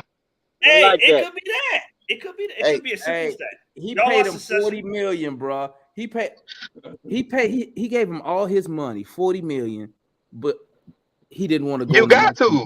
But he didn't want to go into luxury tax. Are you kidding me right now? How much is the luxury tax? I don't care what it is. He a billionaire, dog. If you got $40 million to give away, bro, If you got 40 How million much and is tell it? somebody to go away, you can Like pay the luxury 75 tax. million. 75 So million. so so 75? it's twice as much as what? So it's twice as much as what? Yeah, but guess what? What they pay. Guess what? But guess what, Ticket? If we win in games, he gonna make that money back. Easy. So we the one games with Kevin Herter here. Yeah. I reckon we'll be better. That's a goddamn lie. We would have. Y'all, that man would have still been averaging them little puny 11 to 13 a You gotta game. remember, Joe. You gotta remember. You gotta remember. We was losing a lot of games because we lacked what? Shooting and 3-point shooting, and he fit the bill. Hey, bro. Hey, I got something. Rebounding started being an issue. Well, we 10th in the league in rebounding, so we've been rebounding pretty well. So we worried about luxury tax, and we worried about going into it when the team contenders, they already in luxury tax. Bruh, Joe Lacob for the Warriors is paying $483 million in luxury tax right now for the Warriors. They have that's different. Their franchise is the #1 franchise. Hold on. They are paying. I'm saying as far as money. As far as money, they had the #1 operating income last year. They have max contracts up and down that lineup right now, bro. And they lose. I will say, Juan, that's a little different. I don't know if wrestling. They got what 4 championships? Yeah, but just like with that roster, DeMond just said, the money gonna come back. We already come back, bro. Right? But he got to sell it up. He got to sell it up at the beginning. We just ain't winning. Y'all argue. The question is, when did they go into luxury tax though? Did they do it before they first? They went in the luxury tax when they got KD, I think. No, they was in the luxury tax before that, before KD, because I don't think so, because Draymond took less money to bring KD in. But Steph was already on the max. Not that first title. Remember, he took that discount because of his ankle. No, but he took that discount when? He took that discount in 2012. I could have sworn they went into the luxury tax. They ain't going until KD got there. No, they was already in it before KD. That first title, they wasn't. When KD got there, Steph was already a max player. Yeah, but that one guy don't put you in the luxury tax. Let me tell you like this. Let me tell you like this, Ticket. Let me tell you like this. Clay was too. Clay was a max player. At the end of the day, it don't matter when they win in the tax, bro. It don't matter when you go. It's are you winning games? Because guess what? Even if you're not in the tax, if you're winning games, you're gonna go in the tax. Yeah. My thing is this. Is the owner ready to play with the big boys? Because guess what? When your players start doing good and you win games, you got to pay the players. It don't stop. Golden State is showing you we want to maintain excellence. So guess what? We gonna pay these players. They could have easily said, we're not gonna extend, we're not gonna re-sign what's my boy they got from Minnesota, Wiggins, because they gave him a deal. They could let Poole left. They could let he Poole earned go, that though. Right? They could let Poole go and be like, you know what? We need to save some money. No, they say, you know what? We want to keep winning. Because guess what? I don't care what nobody say. The only reason they have a salary cap in pro sports in America is for the billionaires to get more profit. That's the only reason they got it. That's it. These dudes sitting on tons of money and they scared to pay. And fans be like, well, we gotta stay below the tax, man. Fuck that. He a billionaire. I just thought about something. Juan, correct me if I'm wrong. Ain't the Warriors what's the word you used with the Young Bucks? What's the word you used where you include everybody? Player empowerment. Don't the Warriors do that? Yeah. Do what? Don't the Warriors do player empowerment? Because Draymond was the one that got. Because Dre was the one that got KD. He sure did. They all flew to the Hamptons. Bro, but it didn't matter if, bro, let me tell you something. Player empowerment ain't when you a free agent. KD could go anywhere. He was a free agent, bro. What? They ain't no. What I'm saying is Draymond mentioned that the year before. When they lost, Draymond went to KD. No, I'm talking about the year before. Draymond mentioned that. He mentioned that to him the year before that. But the year before they lost. All players talk, bro.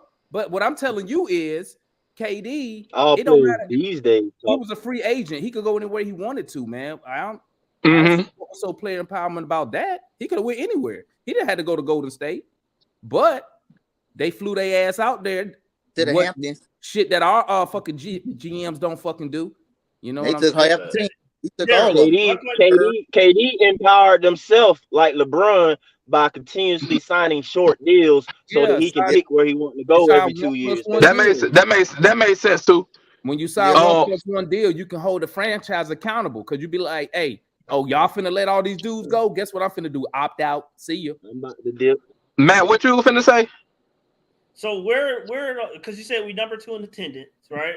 So yeah. even if wrestler paid the tax, would he be able to make? Will his profit margin be? I don't care, but it's just a question. Will his profit margin be as wide as it is now? Because it would seem he's already making. It would cut into it. And it seems like he's a little bit. It seems like wrestlers a little bit more of a monetary policy type person, meaning he always wants to increase the amount of money in his pocket, but at all times. And you know what else, Gerald? It also depends that does he own State Farm Arena? See, sometimes you can own the team but not own the arena. Does he own the arena? The city owns it, I think. Huh? The Hawks don't own the arena. The city owns it. That's why Arthur Blank wanted out the dome and stuff. So that affects. That's why Arthur Blank put up his own money to build that dome. That's why he wanted out the dome. Yeah, and that affects the money that comes in to wrestler because since he don't own State Farm, he probably, it's different. But Damon, you're not familiar with the A though.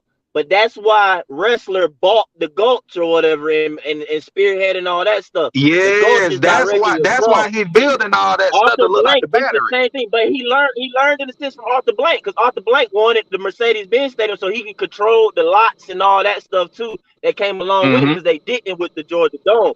Now wrestler getting the Gulch and building it up to where it is, he's gonna have control of basically all that stuff and everything. The Gulch in the area is just it's a big ass parking lot where you can tailgate and stuff. Hey, bro. It was the low key good parking spot place for a good while. You know, back in the day and stuff like that. He took out a loan, and I noticed, like I said, he took out a loan on the team to buy that property. That's why he's not going to go into the luxury tax because the money for the Hawks have to be green every year. He not he gonna make it, bro. He got to Matt. Don't forget. Every year, just like in the NFL, these teams get hundreds of millions of dollars from the TV deals. Every year they get this money. Let me tell you something, man. That's true, but it's not. But the fact is, with the NBA and the NFL, none of those teams operate in the red. None of them. You can't even find the last time when an NFL or NBA team operated in the red. They are always in the black. You're right about that, Damon. But the thing is, with us being as mediocre, I'm saying our record as we are, but we're second in attendance, and we got somebody that got like probably a top 5 to 10 selling jersey in Trae Young. The problem is with in the wrestler's mind, I think that he's not going to make any more money than what he's making now. Bro, unless the TV deal goes up. The TV deal is gonna go up again, but check it. The money he paid Trae Young for this max deal, he probably double or triple that. Trae rookie year to when he signed that extension. So when Trae was making, he was number 5. Oh yeah, he done made that. He done made that back. He done made this money. That's what I be trying to tell people, man. These owners, bruh. I don't care about their pockets because they always profit. Always. Yeah, they do always profit. I'm just changing the tune a little bit right now as we was talking about a non-Hawks related. NFL, you brought it up. The Jaguars were down 7-7, and Trevor Lawrence threw 4 interceptions in the first half. They about to win on a field goal right now. What? I heard they won. The chat said they won. The chat they kicked the field goal and won. Brian Staley might get fired. How you, bro? They can't. Trevor Lawrence, the second-year pro, brought them back, dog. They won. He threw 4 touchdowns in the second half. Wow. God dang, but I wish they was down like 27-3 though, or 27-0. 27-7. 27-7. I The know. Chargers scored I 3 know, but points. that ain't Too bad. that Too ain't bad 28 Marcus to 3 Mariota deficit couldn't do though. that shit. Damn. Jared, what you gonna say, That's Jared? a whole different talent level there. Mariota. It's a Oh whole wow, they different said it talent was discrepancy. 27-0. It It was was 27-7, I 27-0. thought. And can y'all find Well, talking about Desmond Mitch Ritter? was saying it was 27-0. Boy, I Bro, they bet won. Duval on fire right now. They won the game, bro. Yeah, Wow. Jacksonville Trump. They amped. Them And guess boys what? ain't And did guess nothing what, in Juan? forever too. Hey, Juan. Guess Yeah. what? 27. They came back from 27 points, and guess who wasn't involved in that? The Falcons. Matt Ryan. Matt Matt got an L with us, and he got one with the Colts, bro. Bruh. That's crazy, man. Hey man, we're not going on the Matt Ryan tangent too long, man. You know we're gonna be laughing at that man for 30 minutes probably. Yeah, I know, man. I hope Matt Ryan. I hope he come back and retire as a Falcon though. Noodle arm. Not play. Just come back and get the retirement ceremony, and we go. He got to go in the Ring of Honor though. He do got to do that. He going to Ring of of Honor. Honor. He going to the Hall of Fame. That's a no-brainer. That's a no-brainer. Oh yeah, he a Hall of Famer. Yeah. Yeah, he a Hall of Famer. It's a no-brainer. He going in the Ring of Honor. Yeah, man. He definitely. Hey Gerald. Is Trey Young a Hall of Famer? No. He on his way. No, we're talking about. Yeah. He asked me in present tense, is he? No. No. I said he's on. That's why I said he's on his way. I mean, but that's the answer for anybody at his age. No. And their youth. I mean, you can say that about everybody. No, cause if I take it to football, Patrick Mahomes, he damn near already a Hall of Famer. Yeah, but that's because I mean, at least he got Super Bowl as MVPs though. You know we can hear you. So Man. I can say that. Huh? I think we can hear you now, brother. I think by the time Barry went to the Giants, I think Barry was a Hall of Famer. It is very rare where you got somebody at that age that you can say, shit, they already going to Canton, or wherever they sport Hall of Fame. Then you talking football, but still though, it's like I mean, you can generally say like what Matt said, they on their way. You can tell the players on their way, barring injury, to be a Hall of Famer early in their career. Like you can say that. Good point. You know what I'm I got saying? a question for y'all, man. I got a question for y'all. Right now, give me your thoughts about it. Right now, present tense. Mm-hmm. Do you see DeJounte Murray staying with the Hawks after this contract? No. Yeah, I do. So after this contract, he's a loyal player. There's one big variable that's a problem. We got to see who is Nate's replacement, and I think that'll determine. And he already on the bench, Gerald. He already on the bench. Out of the garage. I'll be right back. Who is it, Mike? Joe Prati?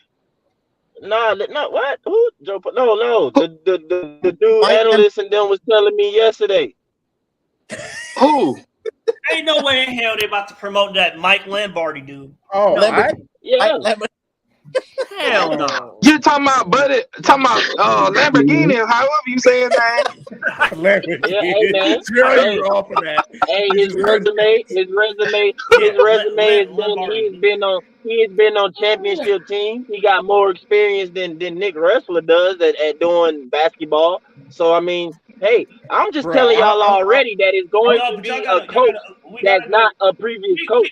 It's gonna be a first-time head coach. Bro, I'm taller than that man. If that's the case, I do think. Well, I don't think. If that's the case, he gonna be out of here. You might well say we got him for an extended rental. He was an extended stay, bro. He gonna be out of here if it's a first year coach. I think it's gonna be an offensive guy. I think And legitimately, they can say an offensive guy can unlock this because we're so terrible on offense. I think we're 24th in the league on offense. Yeah, we're pretty bad. This is the worst offensive team. So but unlock what? Because Murray get his. So what's Lombardi though? Was he a defensive person or something? Defensive guy. Yeah, defensive guy. Hey, bro. And Prunty is the offensive guy, right? Yeah. Yeah. Hey, check it And out. Nate listen to sometimes. Not Hawks related, but just check it out, bro. I know we talk about the Hawks now, but I look at all the NBA. Miami Heat rising, bro. Them boys been winning. They just beat the I Bucks. watched that game today. They play hard. Yeah, it's cool. They rise until Monday. They rise till Monday, and then we knock them down. That's all it is. Yep. We gotta hold it I down. wasn't gonna go to the game, but now I might. I don't know what dream they gonna have Monday, but that shit getting shot down. I ain't gonna. Matt, don't you go. Matt, don't you go. I think I'm gonna go. Don't you go. Hold strong with the straight. I'm not surprised, though. One, that's a veteran. We don't team, man, lose on MLK, bro. The NBA don't let us lose on MLK. What you say, Mike? We gotta get that win. No, I'm saying I'm not surprised that Miami's getting it together. I mean, they're a veteran team that plays hard with a championship coach, with a championship front office, and all the above. You know what I'm saying? And it ain't no inexperience nowhere either. You know, the closest inexperience or questioning that they did was Eric Spoelstra. You know what I'm saying? But that worked out and stuff like that. So yeah, man, I'm not shocked. That's another reason why I'm so concerned about the Hawks. And I'm telling y'all, our best bet at being consistent at our roster as is, I believe it's the 6th seed. Even if we play the way all of us hope, I think it's like the 6th seed because we're gonna be in battle with. I mean, we already see top 5, and Miami not even in that picture yet. You know what I'm saying? Yeah, and it's I agree right now because we don't let the season divulge into what it is currently. But yeah, so I agree with you right now. However, if you would have did what the Nets did and got rid of Nate at the beginning of the year, then I think you would have. Nets went on a 13-game win streak after they got rid of him. They sure did. The Nets turned their season around. So I'm assuming you watched the game earlier. I watched that game earlier with Miami and Milwaukee, and you couldn't even recognize half the guys Miami were playing. They were just playing so hard. That's what I'm saying, man. The defense they were playing, they were swarming. They were swarming the Bucks, swarming the. I mean, it is. I'm telling you. Hey, Juan and Anders, how many times y'all fell asleep during that game? That shit was boring. Oh my god. Hey, Matt. Miami don't care if you stay awake or not. Pat Riley said, "I don't care. We getting W's. Yeah. Y'all go out there and play hard-nosed basketball. We gonna win. Forget all that new age overthinking basketball. Lock up, defend, and don't be no punks on the court. As simple as that. And now we gonna win more often than we lose." Hey, I think Mike said, and a couple of y'all said it. Hey, guess who on the trade block? Dwayne Dedman. Miami has not played him since then. He's on the trade block. Hey, Dwayne Dedman he got into it with Coach. Yeah, he threw the massage. He threw a massage. Yeah, they got into it. Hey, how surprised are y'all of how well the Knicks playing right now? Ain't nobody been talking about them no more. Like they, because I don't think they go. I don't think it stays. I don't think it stays. I don't think it stays. Number 6 right now. Listen. I think the Knicks. I mean, they ain't. It's not like they play get better. I think they play in that minimum. They play in that minimum. Hey, Juan, speaking of the Knicks, I'll be going over to Uncle Freezy channel and stuff and talking to them over there. Yeah. Have y'all looked at Randall's numbers? Oh, yeah. 15 games. Going in. Yep. He's going in. I ain't even gonna lie, bro. I was like, hey, man, y'all want John for Randall? Bruh, like, why you laughing, though? Some of us was trying to do that. Randall wouldn't. Randall would be a problem though because he coming. I know it's coming. Randall won't fit here, man, because girl. Come on, girl. Because what? I know what you about to say, but Randall, come on. I know it's gonna be still. Here it come on. Because he got the ball or something. A lot of us say we run ISO too much. He another ISO guy. I don't say that. I'm saying a lot of us fans in general. I tell y'all all the time.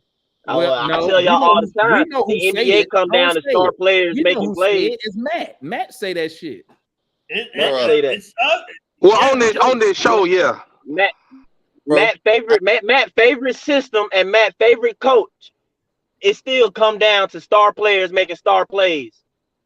Hey, bro. But he puts them in My team did a good job over there. So the Knicks, I know we give the Knicks shit. They are arch rivals. but over the last 20 games, a quarter of the season, them boys are top 4 in offense and defensive all rating right now. They 14. They balling. Hey, they playing Are good they our biggest? basketball. Are they our biggest rival, or is it Miami? Bro, let's be Man, we honest. ain't got no rival. We don't have a rival, dog. Let's stop that. We ain't got no rival, my boy. You got The to me, rivals like meeting in like conference finals, I was battling. No, because you just got to at least meet in the playoffs. I would say so. I guess it would be the Knicks, because back in the day in the 90s, the Knicks and the Heat used to kill each other, and that was the first round. But they met more than one time, did they not? Yeah, they met more than one. Yeah. Them boys I think they met like 3 times. I'm saying they met kind of frequently. That's why it became a rivalry in a sense like that. Yeah. And we ain't had no fight. You know what I'm saying? Coach Nate got to get stomped out or something. Bro, they took and you got to beat each other for it to be a rivalry. It can't be one-sided. We ain't finna beat nobody up.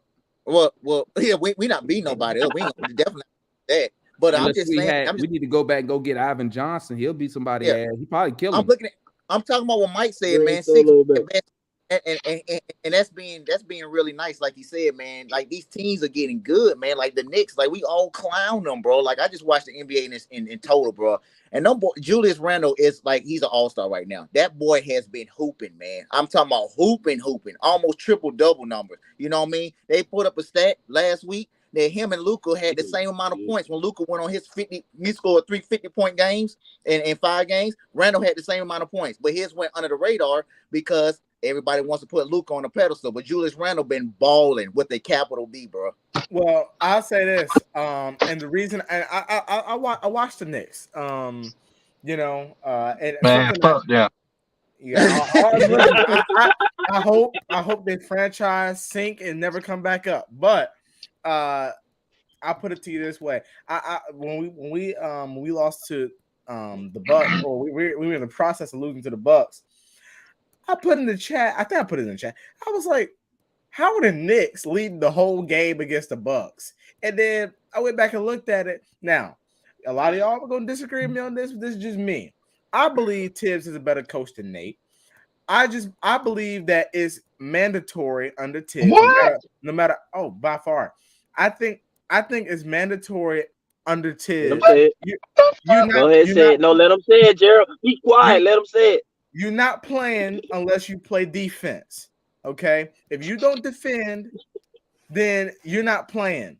Notice that Tibbs took out Kemba Walker out the rotation last season. Evan Fournier was out of the rotation, so you start playing some defense. They played defense. Analyst, I'm sorry, little bro. But you acting new right now, bro. Then we just go over what the Hawk situation is, man. I don't think a player on the Knicks team is best friends with the owner's son, man. I don't think so. If they are, let me know. Let me know. Because I wish our coach can do that. You really think Nate could take Trey out the game? Are you serious right now? Well, I wasn't referring it to that because I think Trey's been playing solid defense. No. It seemed like you was referring to accountability, analyst. I was just the standard was that everyone plays defense. I'll relate it into best player. When Randall wasn't playing defense, Tibbs didn't really. I mean, he was like, his answer was, he's our engine on offense, so we got to keep him out there. I mean, so it's like, hold on. You know he did different. You know he did different. You saying half of it, analyst. Listen, Tibbs didn't take him out, but I'm gonna tell you like this: the New York fans was on him so hard, like he couldn't even bring his kids to the game. Demond, how bad they was on his ass. Demond and analyst, you know what he did do? He took Cam Reddish, Evan Fournier, and Derrick Rose out the rotation. They haven't played in the last 20 games. Yep. And it's 14-6 and number 4 in defense and offensive rating. Mm-hmm. How dare we take Bogdanovich out the rotation when he don't play a lick of defense? And guess what? But that's one. That's one thing. That's one thing that he does. I don't want to hear about our worst defender not coming out. I tell you that much. Money. Right. That's what. Bro, Tibbs ain't. I ain't giving. No, Tibbs better than Nate like that. No. Oh shit. That's debatable. That's debatable. Well, he gave That's DJ debatable. Offensive player I thought they was about the same to me. They do the same shit. That's why I said it's debatable. But Tibbs doing on a better level. Demond, No, the only difference is, hey, Gerald gonna defend. He gonna defend Nate to the end, bro. No, I'll say somebody better than Nate. The only reason that Tibbs has gotten where he got was because he had a legit bona fide superstar. Shit, MVP. Bro, yeah, MVP. Bro, when have the Hawks ever, since Nate or LP been here, we've been top 4 in anything defensive offensive rating, just for any stretch of period. They've been over a quarter of the season. They're in the top 4 in offensive defensive rating, and we'll see where they got at the end of the year. And they number one right now over that 20 of offensive 3-point percentage. So they stopping the 3 and they scoring and they defending. We ain't never. We'll see where they at. We'll see where they at the end of the year. You know. Hey, guess what? I hate the Knicks, and I gotta get credit. I hate the Knicks. I hope they go on a 20-game losing streak, but right now they're looking good. Hey, let me tell you, it's hard to talk about a team that's sitting about 5 positions above you. Yeah. What's that? That's what I'm saying. It's hard to talk about a team that's sitting about 5 positions above us. True. So hold up, analyst. What if wasn't that if Tibbs better than Nate by far? What the hell happened in the playoff series? Well, by far that was a stretch, but I mean. I still believe that he's better than Nate. I still. Why couldn't he? Why could he only go 5 games against us? And that was all of our first time in the playoffs. Who did they have at point guard? Who did they have at point guard? Who was their Derrick Rose came. No. Before that. You talking about in the playoff series? Elfrid Payton. I don't give a damn who it was. No. Man, listen, man. Bro, no. The reason why I'm saying that, analyst, is because New York swept us in the regular season. Hey, listen, man. This is all I'm gonna say, man. This is all I'm gonna say. I just think Tibbs, it's like what Mike said, man. The reason Tibbs got them Knicks playing like that is because he allowed to coach.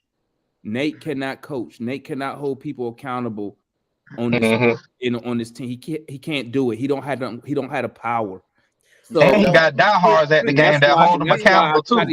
That's why I try to be a little lenient with Nate, because I understand he can't take certain players out the game when they playing like the reason why he can't take certain players out the game when they can't guard nobody. He can't do it. Well, so I mean, not to mention, whoever the hell you guys decide to bring in next is not going to have any power either. So get used to the shit. Wait a minute. Well, I can go back. Thanks for reminding us, man. I can go back and look at Nate in Indiana. Okay, I can go back and look at Nate in Indiana, and it was no different. It was no different. Stop it! Don't do that. Don't do that, bro. Tell me why Tibbs did not beat Nate in the playoff series. I need y'all to tell me why he can't. He can hold every player. He's playing like shit. In Indiana, he can hold every player on the roster accountable. What happened there? It was the same. I don't know that. It was the same. I don't know that. It was the same stuff. No, it wasn't. I don't know that. Now the complaints were. Let's be real. Analyst. How many rings? Nate has never had no championship talent. You don't know what Tibbs had. You over here. Don't be. I can't how y'all young cats say it, analyst? Don't be up here capping. Okay. What did he do in Indiana? No, what I said is this. You don't. He had no talent. You don't. Oh, that's a stretch, Gerald. That's a stretch. No, when I say talent, he had a. Tibbs had a bona fide superstar MVP. At the end of the day, the youngest MVP today, Nate had a guy that we all want. Is allowed to coach, but that ain't no MVP. Players, we gonna be in the same predicament because guess what? Our worst defender is our best player. I mean, lately he ain't been playing like the worst. So until you get a coach, until you get a coach, you come in here and say, guess what, dude? You playing like shit, get your ass on the bench for a hot second. Come on, I agree. I'm just saying that. Listen, he didn't have these. I guess he didn't have these Trae Young issues in Indiana. You know, they didn't have no stars in Indiana when he was there. They didn't have no talent, analysts. No, man, time out now. Time out. I'm a Nate guy. I support Nate, but y'all can't act like Nate didn't have teams now. Nate had some teams. I'm saying that maybe who he ran up against at times. And he probably ran up against other better I'm teams. saying he didn't have championship talent, Mike. Like Tibbs had championship talent. But bro, but he just I mean, did Tibbs have championship talent? Because he didn't win either. Hell, I mean, shoot, he ain't got no championship. Well, he was that was closer than us. This is my point. This is my Closer point. than My us point how? is my point is this. I'm saying he didn't have a star to where he could not cope. With Paul George. Bro, with Paul George. Listen to me. No. Listen to me. You're missing my point. With Paul George, when he was in Portland, those star players he had, he could coach them without any repercussion. He can't. You mean Brandon Roy? And my point is, you mean Brandon Roy? And my point is, he didn't do anything with him. You said Paul George in Portland. No, Paul George. Paul George was in Indiana, right? Yes. Yeah, you said Portland. No. He left. Remember, he broke his leg, and then the next year, and they traded him in all season. Yeah, that's what I'm saying. Paul he never. George, but he still had Paul George. Nate never coached him. Well, all I'm saying. Yeah. Frank Vogel had him. Okay. So Indiana, the year that they almost upset LeBron. Nate and he was allowed to coach his players without any repercussion. That's what I was gonna say. But that's what I'm saying. That's what the I'm only saying. person Nate had was Sabonis. Wait a minute, Nate, but Demond, that's what I'm saying, and I'm saying it still didn't get him nowhere. What you saying, analyst? Correct me if I'm wrong. So just keep doing what we're doing, and just let the chips fall. No. I'm not saying that. I'm just saying that even when Nate had the power, it was no different result. It was 42, 44 win season. You get to the first round and you get mollywopped out in the first round. What power did he have? I mean, what stars did he have? Analyst, how many times have Tibbs been to the conference finals? Is it two? Twice with the Bulls. I think twice. Twice with the Bulls. He been there twice with the Bulls? Right. I'm legitimately asking. I'm legit asking. All right, we know Nate it was multiple times. Let's see. Nate went one, and we know Derrick Rose. I think ain't he the youngest MVP to date? Mm-hmm. Yes. Mm-hmm. Yeah. Not only was he MVP, he's the youngest MVP. That man was on trajectory to if he didn't get messed up, he was literally the lone threat to LeBron. If LeBron stayed in Cleveland and stuff like that, he would have basically lost to Derrick Rose. Eventually, at some point. But he had to go do his thing with Miami and everything like that. And everybody kind of forget that. And Chicago kind of fell to the wayside. And of course, Derrick Rose got hurt. But my thing is, though, that what did Tibbs do with Minnesota? Nothing. And Tibbs the reason why Derrick Rose fucked up. But at the same time, though, Tibbs get the same complaint. I hear about Tibbs. I hear that Tibbs play players too long. They play them too long. He got a short rotation. It's all the same, like faults. You feel me? If anything, they probably equal. The reason I said they about the same. But the reason Tibbs had Derrick Rose in the game in game one. I think it was already a blowout, and then he still had him in the game, and that's when he tore his ACL. And Nate had Trey in the game with 4 minutes to go down 20 in the Indiana game, and he sprained his ankle. I mean, well, luckily it didn't cost him. Listen, I didn't say. But the difference is, I'm not saying that Nate is a playoff game. I'm not. Listen, yes, I think Nate is. Yeah. I think Nate is a good coach. I'm not saying that Tibbs one time. way, My bad. I think Tibbs is. I don't think Tibbs is way better. I'm saying that when you look at Tibbs, and the reason I was making this comparison is at least where Tibbs has been, every team he's had, you got to play defense. I'm saying this is the first time Nate. I'm saying but one. I'm saying. Oh, we got MVP. Yeah. Oh shit! Hey guys, hold up. Let me. I got 30 seconds. Hey, salute to everybody in the chat, man. Hey, I ain't got no time to do no shout outs, guys. I got to stop this. ASAP. Hey, thanks for tapping in, family. I appreciate you. We love you. Shout out to the panel. Y'all know what time it is, and we up out of here. Peace.